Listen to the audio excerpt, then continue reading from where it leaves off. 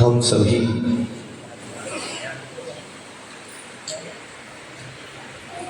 जीवन में बहुत कुछ अर्जित करते हैं, लेकिन सबसे ज़्यादा हमारे जीवन में यदि जुड़ाव होता है तो कर्मों का होता है। सुबह से शाम तक की यदि क्रियाओं को देखते हैं, उनमें काम का कितना रहता है और बेकाम का कितना होता है। हमारा जीवन विचारों से आगे बढ़ता है। हर पल कोई ना कोई शुभ या अशुभ विचार हमारे मानस पटल में तैरते रहते हैं और उन्हीं विचारों के द्वारा आश्रव शुभ या अशुभ होता है। कल हमने आश्रव की चर्चा को समझा था, आश्रव की प्रक्रिया को देखा, जाना, समझा। अब उससे एक कदम हम आगे बढ़ते हैं। यदि जीवन में आश्रव ही होता रहेगा तो कल्याण कैसे होगा? उस प्रक्रिया को समझते हुए आश्रव को रोकने की बात भी आचार्यों ने कही है। जिन दरवाजों से कर्म आ रहे थे, आत्मा से जुड़ रहे थे, आत्मा में प्रविष्ट हो रहे थे, अब उन्हीं कर्मों को रोकने की बात है। संवर, आपने खेत में कभी पानी दिया होगा तो मालूम होगा, जिन लोगों ने खेती की होगी या खेती को करवाया होगा, जब खेत में पानी देते हैं तो सर्वत्र फैलता है, और जब पानी पर्याप्त हो जाता है तो उस कुलावे को बंद कर देते हैं कि अब हमें पानी की आवश्यकता नहीं है, अब कहीं और ये आगे जाए। इस भावों से, इस मनोभावों से अब आपने उस पानी को रोक दिया, यानी अब तुम्हारे खेत में पानी नहीं आएगा। बस यही प्रक्रिया हमारे जीवन के साथ में है। जिन कर्मों से आत्मा में कर्म जुड़ रहे थे, अब कर्म बंधन नहीं करना है, उस गुलाबी को रोक देना ही संभव है। एक बहुत अच्छा उदाहरण हमारे आचार्यों ने दिया है कि नाव में पानी प्रविष्ट होना यानी आश्रव हो रहा है, और उन दरवाजे को, उस क्षेत्र को बंद कर देना है संभर, यानी पानी रोक दिया। अब कर्म आने रुक गए, पानी आना रुक गया। इसी चिंतन धारा को और आगे बढ़ाते हैं तो हमारी चित्त की धारा में निरंतर प्रभावित हो रहा है। एक धारा है जो बाहर की ओर बहती है और दूसरी धारा है जो अंतर्मुखी होती है। बाहर की ओर बहने वाली धारा हमें बाहरमुखी बनाती है और अंतरंग की ओर बहने वाली धारा हमें अंतर्मुखी बनाती है, जो हमें शांति और सुख प्रदान करती है। बाहरमुखी धारा हमारे जीवन को बाहरमुखी बनाते हुए हमें संसार में उलझाती है। संसार की उलझन से बचने के लिए, जीवन में सुख शांति समृद्धि लाने के लिए हमें अपनी चित्त की धारा को मोड़ना है। आपके घर में नल होगा और नल का रोज हम उपयोग करते भी हैं। एक दिशा में नल को खोलते हैं तो पानी बहने लगता है, और जब उसी नल की टोटी को विपरीत दिशा में मोड़ देते हैं, पानी बहना रुक जाता है, बंद हो जाता है। यही प्रक्रिया सारी जिंदगी भर हमारे जीवन से चलती है, जीवन में चलती है। जब हम बाहरमुखी होते हैं तो कर्मों का आगमन होता है, कर्म हमारी आत्मा से जुड़ते हैं, बंध को प्राप्त हो जाते हैं। जब हम अपनी चित्त की धारा को विपरीत दिशा दे देते हैं, यानी कर्मों को आने को रोक देते हैं, अंतर्मुखी कर लेते हैं, तो कर्म का आना रुक जाता है। आचार्य कहते हैं धर्म साधना में और कुछ नहीं करना है, अपनी बाहर की धारा को अंतर्मुखी धारा बनाना है। आप यहाँ पर पूजन करते, अभिषेक करते, शांति धारा करते, सारी धार्मिक अनुष्ठान करते हैं, आपने बहिर्मुखी धारा को रोक करके अंतर्मुखी धारा को बना लिया। घंटे 2 घंटे यहाँ पर धर्म ध्यान करते हैं, जितनी देर हमारा मंदिर में प्रवास रहता है उतनी देर हमारी धारा अंतर्मुखी बन जाती है। जो भी होगा शुभ होगा, पुण्य का आश्रम होगा। क्यों? हमने जिंदगी धारा को मोड़ लिया है। जो सांसारिक कार्यों में हमारा मन लग रहा था, संसार के दंड फंद में हमारा मन उलझ रहा था, उसको तुमने वहां से हटा करके अंतर्मुखी चेतना की ओर तुमने कर ली अपनी धारा को, तो वही धारा संबर में समाहित हो जाती है। इसलिए कहा है संबर सहित करो तब प्राणी मिले मुक्ति रानी। जो भी क्रिया करें संबर पूर्वक करें, नहीं तो क्या होगा, इधर तो कर्मों का अशुभ आश्रय हो रहा है और इधर तुम पूजन भी कर रहे हो, तो उसका वांछित फल मिलने वाला नहीं है। आप एक बर्तन में गंदगी भी पड़ी है और उसी में दूध डालोगे तो दूध क्या अच्छा रहेगा? दूध भी जाएगा, फट जाएगा और तुम्हारे काम में भी आने वाला नहीं है। तो संत कहते हैं तुम्हारे मन में जो विकृति का आश्रय हो रहा था, विचारों का आश्रय हो रहा था, उन विचारों को रोको। वो है संवर। संवर के साधन क्या है? पंच महाव्रत समित गुप्तिकर वचन काये मन को, 10 विध धर्म परिसय 22 12 भावन को। 5 महाव्रत, 5 समिति, 10 धर्म, 22 परिसय, ये सब संवर के साधन हैं। 10 धर्म रोज पूजन करते हैं, रोज प्रक्षाल करते हैं, ये संवर के साधन है, यानी कर्म को रोकने की प्रक्रिया है। तो धर्म साधना में और कुछ नहीं करना होता है, अपनी बाहर की धारा को मोड़ करके अंतर्मुखी बनाना होता है। जैसे ही हमारी धारा का प्रवाह मुड़ता है तो हमारी जीवन की दिशा और दशा सब कुछ बदल जाती है। अभी आप घर में यदि होते तो चूल्हे और चक्की की बात कर रहे होते, उससे जुड़े होते, वहां पर जो आश्रय हो रहा है वो अशुभ आश्रय हो रहा है, आरंभ सारंभ हो रहा है, उससे सिर्फ पाप का ही आश्रय हो रहा है। आश्रय भावना में हमने समझा था कि आश्रय जारी है, मतलब हर प्राणी के भीतर कर्म का प्रवाह चालू है और वह प्रवाह हमारी आत्मा के प्रदेशों को मलिन भी कर रहा है, क्षति पहुंचा रहा है। जब कभी आप देखते हो कि नाली से गंदा पानी आ रहा है, उसकी बदबू फैलती है, दुर्गंध आती है, तो सबसे पहले तुम क्या करते हो? उसके प्रवाह को रोकने का प्रयास और प्रयत्न करते हो। वैसे ही हमारी आत्मा में दुष्प्रवृत्तियों का प्रवाह हो रहा है, तो जो हमारी चेतना को क्षति पहुंचा रहा है, मलिन बना रहा है, तो हमें भी उस प्रवाह को रोकना चाहिए। लोक व्यवहार में आप ये सावधानी तो रखते हैं कि जहां से धूल, धूप और हवा या धूल अंदर प्रवेश हो रही है, तो आप तुरंत क्या करते हो? दरवाजे या खिड़की को बंद कर देते। बोलो, करते कि नहीं करते? क्यों करते हो?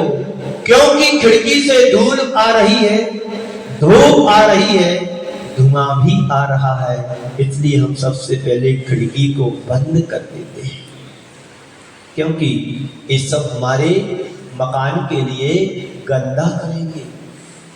धूल से हमारा घर गंदा हो जाएगा, धूल से हमारी दीवारें काली पड़ जाएंगी, और धूप से हमारे लिए अच्छा नहीं लगता है, तो इसलिए सब इंतजाम करके रखते हैं। जिन घरों में एसी लगी होती है उन घर की व्यवस्था भी उसी हिसाब से होती है। धूप भी नहीं आ सकती, धूल भी नहीं आ सकती और प्रकाश भी नहीं आ सकता है, सब पैक कर देते हैं, नहीं तो एसी की हवा भी हम ले नहीं पाएंगे। इतनी सावधानी जब लोग व्यवहार में हम करते हैं तो संत कहते हैं कि तुम्हारे जीवन में भी कर्म का एक प्रभाव चल रहा है, कर्म की आंधी चल रही है, कर्म के द्वंद्व छिड़ रहे हैं, तो उनसे बचने का प्रयास फिर हम क्यों नहीं करते। बस इतनी सी बात समझने की है कि जिन परिणामों से हमारी आत्मा की विकृति दूर होती है उन परिणामों को जीवन में क्यों नहीं लाते। जिन परिणामों से आत्मा विकृत हो रही है उनसे बचने का प्रयास हम क्यों नहीं कर पाते हैं। संवर भावना में और कुछ नहीं करना है, गंदगी को रोकना है, विकारों को रोकना है, विचारों को रोकना है, बस इसी का नाम संवर है। तो इसलिए कहा गया है संवर सहित करो तप प्राणी। तुम जो अनुष्ठान करते, साधना करते, तप करते, पूजन पाठ करते हैं, सुबह 5 बजे से आकर के भगवान के दरवाजे खोलते हैं, पर संवर नहीं होगा तो सब तुम्हारी मेहनत और पुरुषार्थ व्यर्थ में चला जाएगा, वांछित फल मिलने वाला नहीं। तो क्या करो, मन को शांत करो, मन को रोको। जहां से हमारे मन में गंदगी जुड़ रही है वहां के दरवाजे और खिड़की को बंद करो। आप लोग इतना तो समझते हैं, जहां बदबू आती है जहां से, या तो नाक बंद करेंगे या फिर वहां से आप हट जाएंगे। बोलो करते ऐसा कि नहीं करते? सभी को इसका अनुभव है कि नहीं है? जो चीज तुम्हें पसंद नहीं उसको क्या तुम बार बार देखना पसंद करोगे? जो शब्द तुम्हें सुनने में कर्कश लगते हैं तो उन भजन या गाने को सुनने का मन करेगा तुम्हारा? नहीं करता है। बस यही तो संवर भावना कहती है, जो चीज तुम्हारी आत्मा को कल्याणकारी नहीं है, जो बातें आत्मा के लिए हितकारी नहीं है, उनको सुनना बंद करो, उनको देखना बंद करो। इसी का नाम संवर है। संत कहते हैं आश्रव का प्रवाह देखते ही उसे रोकने का पुरुषार्थ क्यों नहीं करते हो। मेरे मन से, मेरे वचन से, मेरे काय की प्रवृत्ति से कर्म का प्रवाह आ रहा है और मेरी चेतना क्या कर रहा है? मलिन कर रहा है, विक्रांत कर रहा है, आत्मा को क्षति पहुंचा रहा है। अगर एक अनुभव और एहसास तुम्हारे अंदर है तो उस प्रभाव को रोकने में देरी क्यों? सबको पता है कर्म का आश्रव जारी है और कर्म के द्वारा ही संसार में हम भ्रमण कर रहे, संसार में भटक रहे और संसार की उलझनों को में उलझते हुए हम चले जा रहे हैं। सब जानते हैं, पर प्रयास हमारा उस दिशा की ओर नहीं होता है जिससे आत्मा का हम कल्याण कर सकें। हम लोगों के साथ बहुत बड़ी विडंबना है कि ज्यादातर लोगों को इसका भान ही नहीं होता है, ज्ञान ही नहीं होता कि कर्म कैसे बन रहे हैं और कब बन जाते हैं।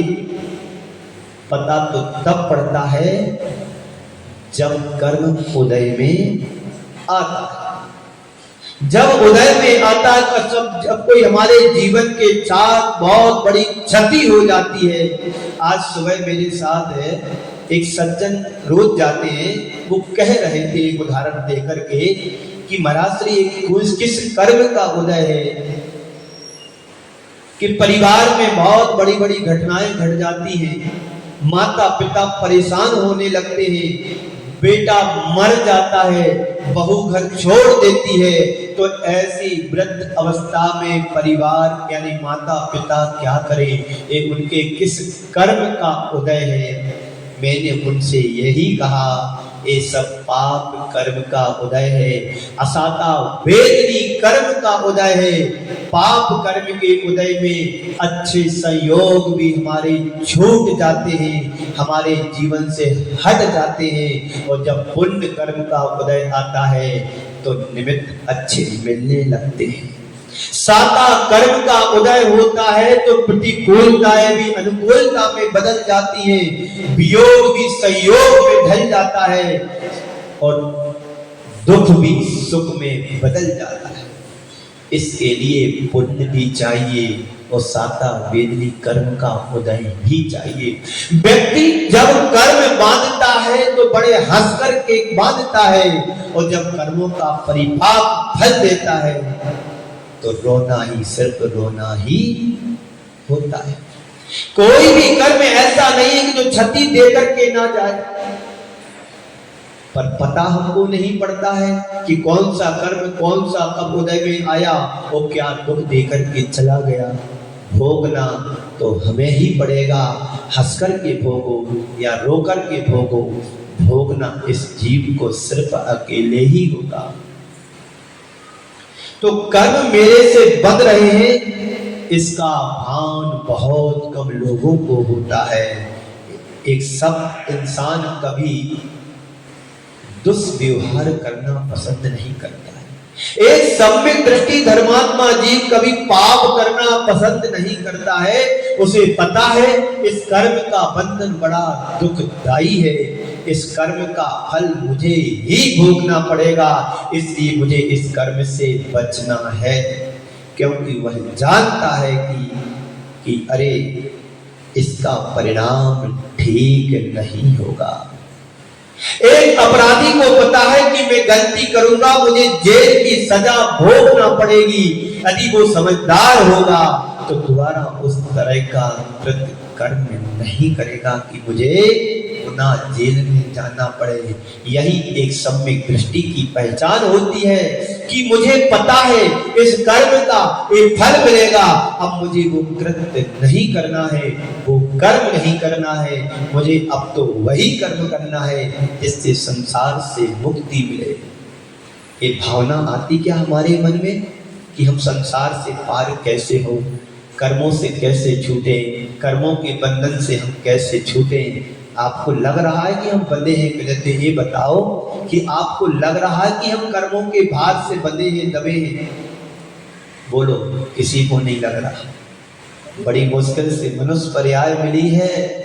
इस मनुष्य पर्याय को पाने के बाद हमने जो कुछ पाया है ये सब पुण्य से पाया है, और पुण्य के योग में जो भी होता है वो पाप ही होता है।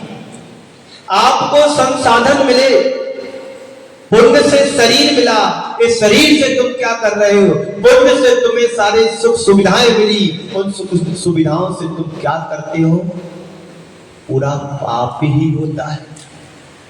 हाँ, जो समझदार होगा, सम्यक दृष्टि होगा, वो पुण्य का भोग नहीं करता है, पुण्य का उपयोग करके जीवन को पुण्यमय बनाने का प्रयत्न और पुरुषार्थ जरूर करता है।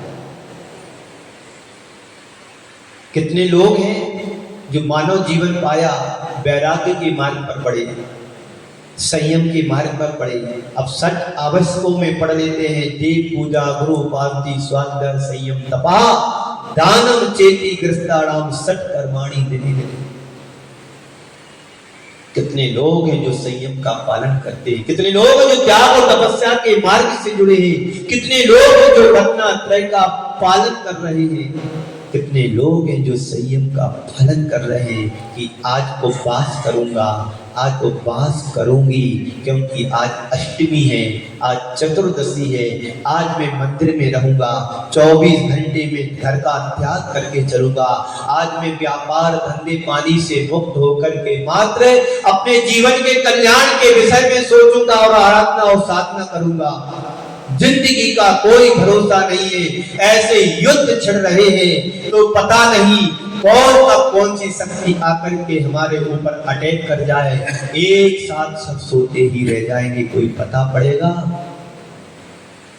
बोलो, ये सब पाप गहरा रहा है, हिंसा का तांडव छा रहा है, रोज हिंसा होती है, हजारों लाखों मूक पशु मौत के घाट उतार दिए जाते हैं सूर्य की प्रथम किरण निकलने के पहले।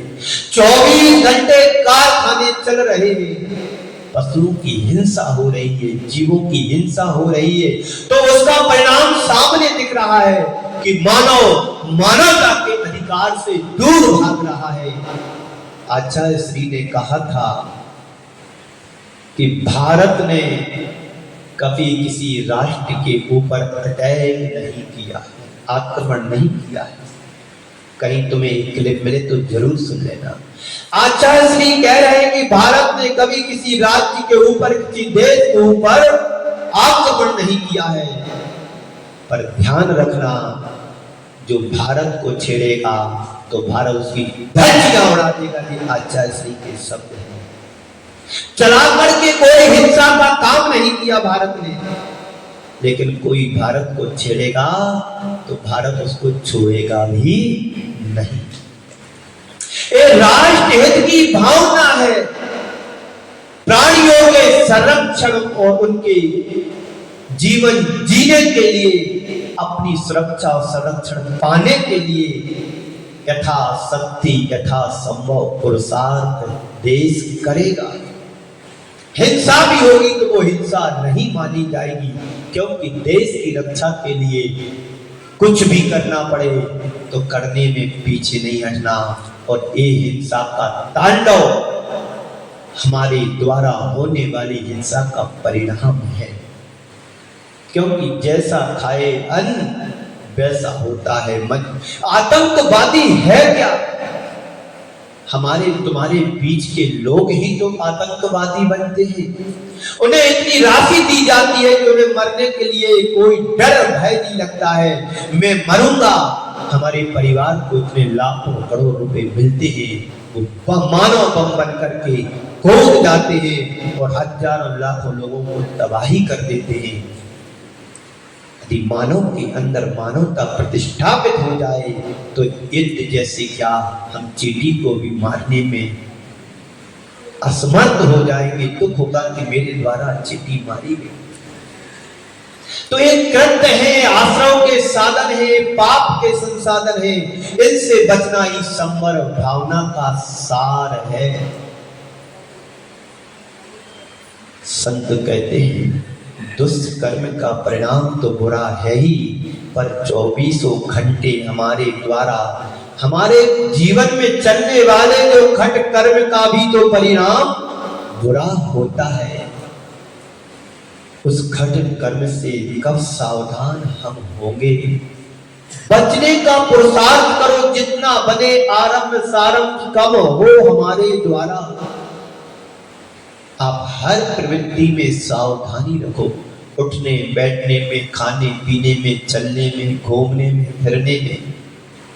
एक बार भगवान महावीर से किसी ने प्रश्न किया कि भगवान, मैं पाप से कैसे बचे, कैसे उठे, कैसे बैठे, कैसे चले, कैसे खाएं, कैसे पिए, कैसे अपनी दिनचर्या करें जिससे पाप का बंध न हो। कदम चले कदमा से, कदम चिट्ठे कदम सहे कदमा से, ऐसा एक गाथा आती है प्राकृत में। तो आचार्य भगवत ने, भगवान महावीर ने उसी गाथा में एक शब्द दूसरा जोड़ दिया कि सावधानी पूर्वक चले, सावधानी पूर्वक देख करके चले, बैठे उठे खाए पिए, जिससे तुम्हारे द्वारा पाप का बंध नहीं होगा। यत्नाचार्य शब्द जोड़ दिया।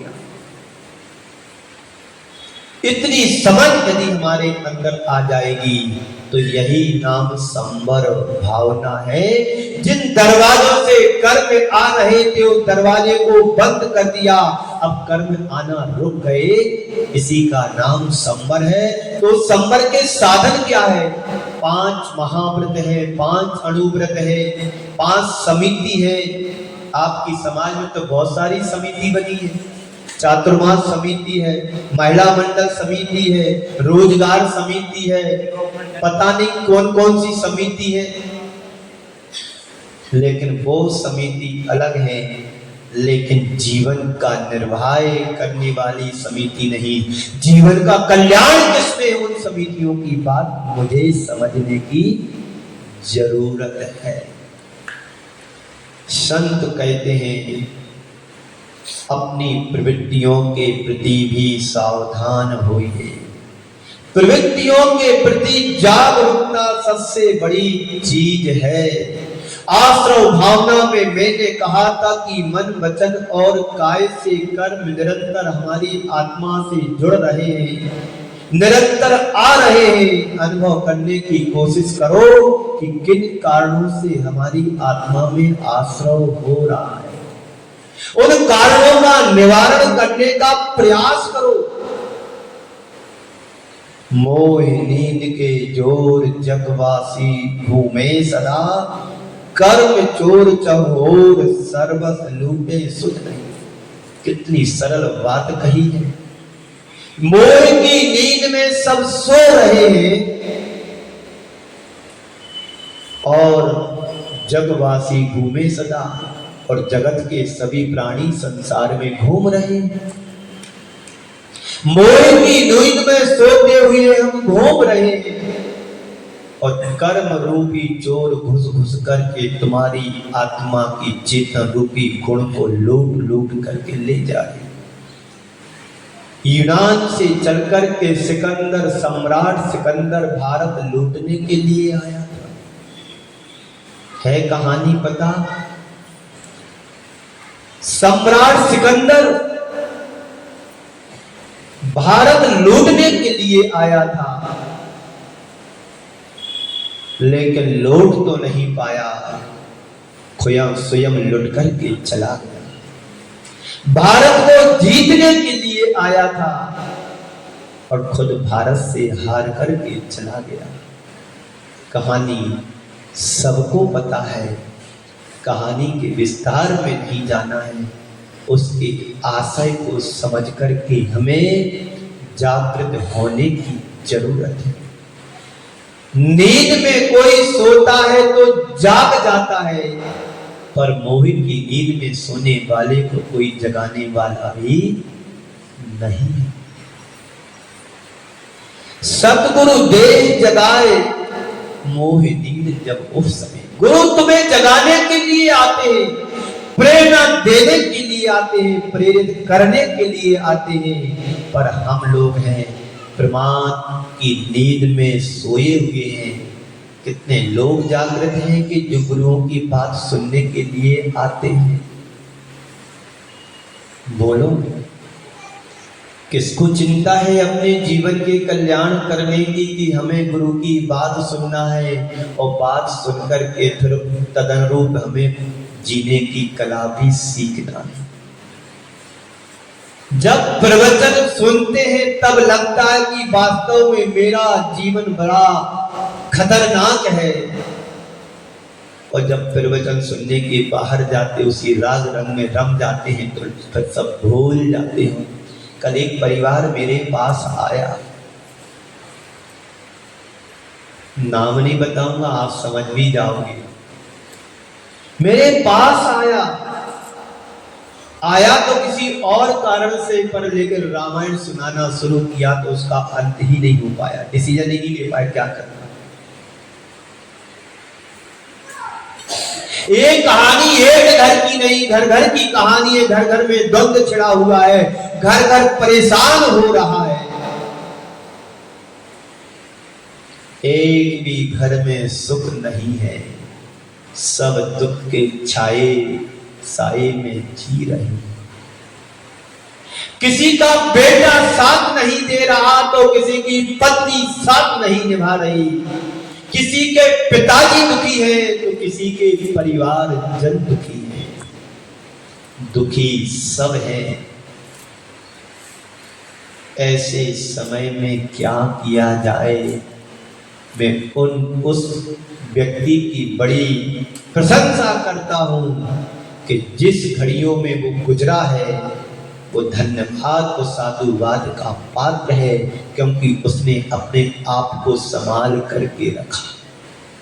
किसी की जेब से यदि 100 का नोट गिरता है तो दिन भर दुख होता है कि हाय मेरे 100 रुपए व्यर्थ में चले गए, और जो करोड़ों का कर्जा चुकाए तो उसके मन से पूछो कैसा लगा होगा।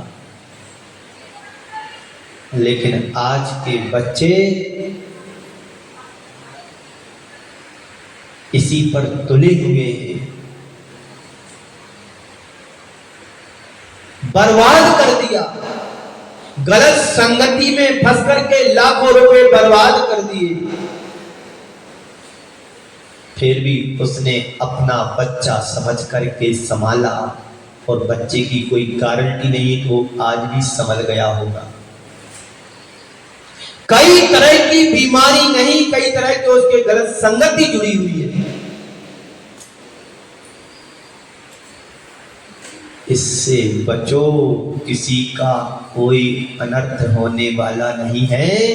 व्यक्ति अपने साथ, अपनी आत्मा के साथ धोखा करता है।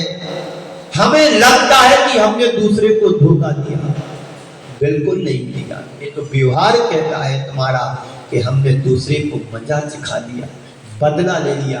अरे किसी को क्या बदलोगे? किसी को मारने में एक दिन का मजा मिलेगा, पर किसी के जीवन को बदल लोगे तो जिंदगी भर आनंद से। जीवन को बदलना है, सामने वाले को बदल दो। तो यही धर्म हमें सिखाता है, मारना नहीं, बचा करके समझाने और बदलने के लिए आनंद की अनुभूति होती है। तो सतगुरु देह जगाए, गुरु आते हैं कि सुनो, जागो, समझो, समझो। लेकिन क्या करें, प्रमाद के कारण, आलस के कारण, अज्ञानता के कारण हम गुरु की बात को सुनने के लिए समर्थ ही नहीं होते। अब बताइए, उपदेश सुनने में क्या लग रहा है? कुछ लगता है तुम्हारा? मंदिर की लाइट भी जल रही है, मंदिर की चटाई को भी उपयोग कर रहे हैं, मंदिर की द्रव्य भी चढ़ा रहे हैं, मंदिर की टेबल भी यूज कर रहे हैं, मंदिर की फैन भी उपयोग कर रहे हैं, साउंड की व्यवस्था भी मंदिर से है, और महाराज की कोई फीस ही नहीं है। इतनी सुविधा होने के बाद भी हम लोग धर्म से ना जुड़े तो तुम्हारे जीवन को धिक्कार है। बोलो, सही है? सही है। सब अनुकूलताएं तुम्हें समाज की तरफ से मिल, लेकिन समाज के लोग उस चीज से जुड़ते क्यों नहीं है? इसका कारण सिर्फ यही है, रुचि भेद के कारण व्यक्ति धर्म से नहीं जुड़ा। तो है वो कहीं और जुड़ा है, कहीं और जुड़ा हुआ है। यहां की रुचि हटकर के दूसरी तरफ रुचि चली गई। जब व्यक्ति की धर्म से रुचि जुड़ती है तो स्वप्न में भी वही देखता है कि आज मैंने अभिषेक किया, आज मैंने विहार कराया, आज मैंने आहार दान दिया।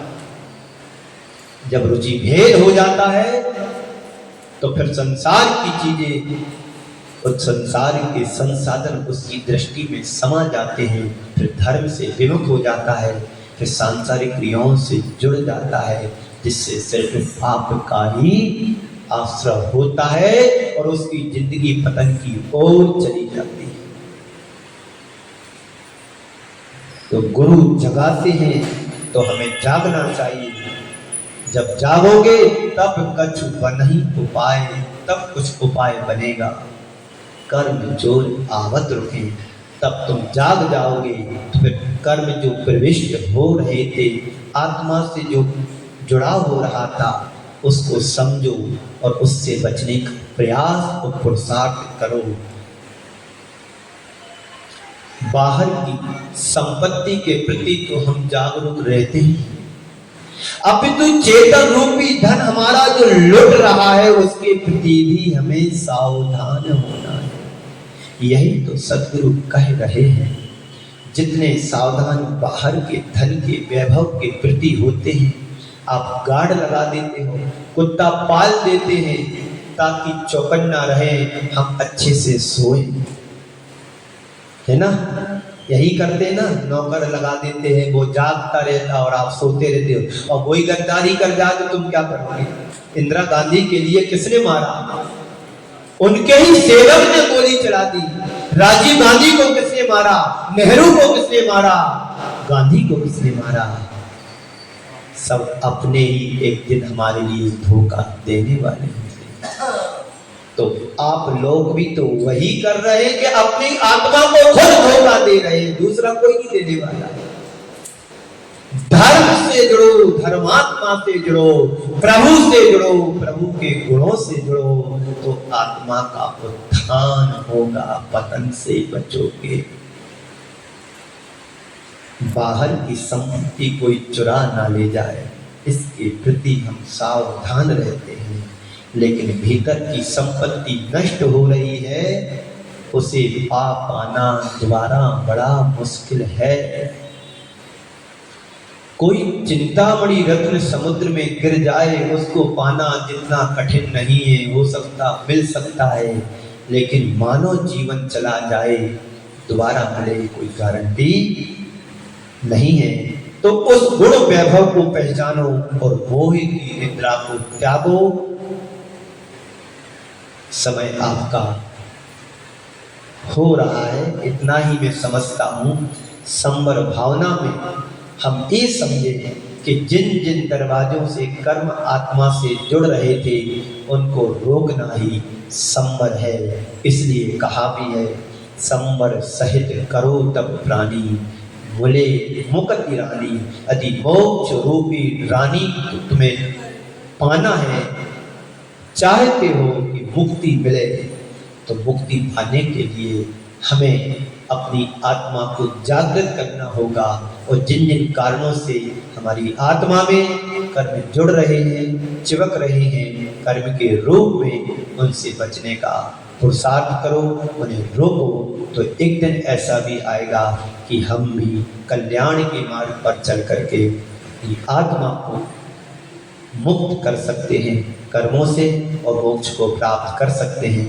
इसी मंगल पुनीत भावना के साथ मैं अपनी वाणी को यहीं पर विराम देता हूँ। बोलिए परम पूज्य आचार्य गुरु श्री विद्यासागर जी महाराज की ओम शांति। माता तू दया करके कर्मों से छुड़ा देना,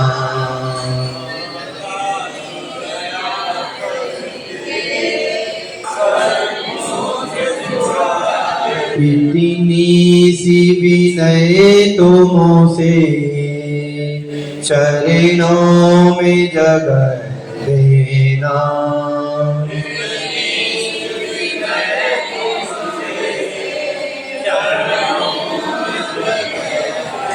माताया तुम्हें भटका हूँ माया के अंधेरे में,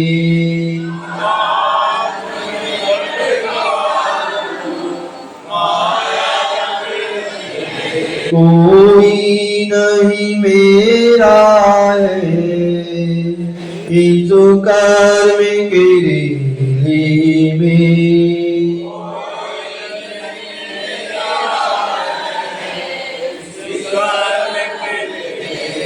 जीवन के चौराहे पर मैं सोच रहा कब से,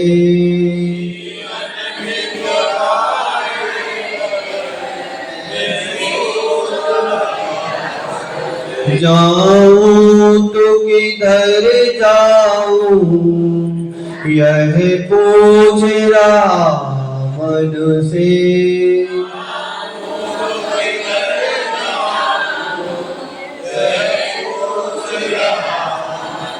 पथ भूल गया हूँ मैं, तुम राह दिखा देना।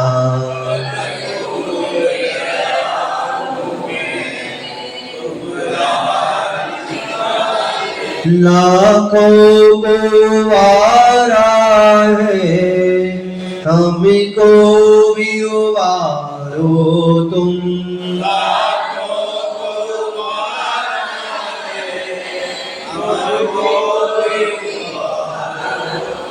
मुझधारों में नैया है, उस पार लगा दो तुम।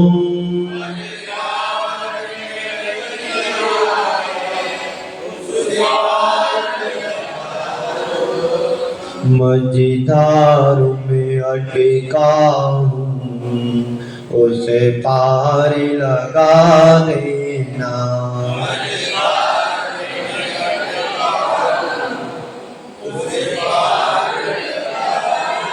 इतनी सी विनय तुमसे, चरणों में जगह देना।